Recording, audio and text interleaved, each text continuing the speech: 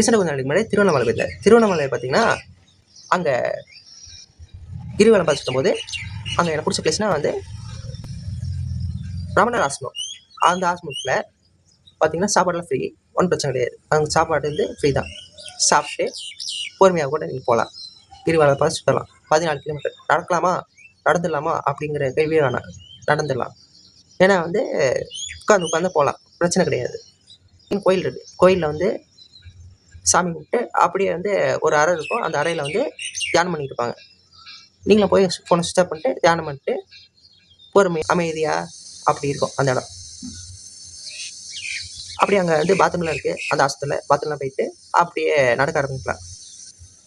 இந்த ரமணர் ஆசிரமத்தில் நம்ம ஊருக்காரங்க மட்டும் இல்லை, வெளிநாட்டுக்காரங்களும் வந்தாங்க. பார்த்தீங்கன்னா அங்கே வெளிநாட்டுக்காரங்கெல்லாம் வந்தாங்க. அதான் ஐயட்டு அங்கே வந்து அவங்ககிட்ட பேசலாம் பார்த்தேன். ஏன்னா வந்து இந்த படத்தில் வர மாதிரிலாம் இருந்தாங்க. எனக்கு ஒரே ஆசையும், நான் சாப்பிட்டு இருக்கேன், கிராஸ் பண்ணி போனாங்க.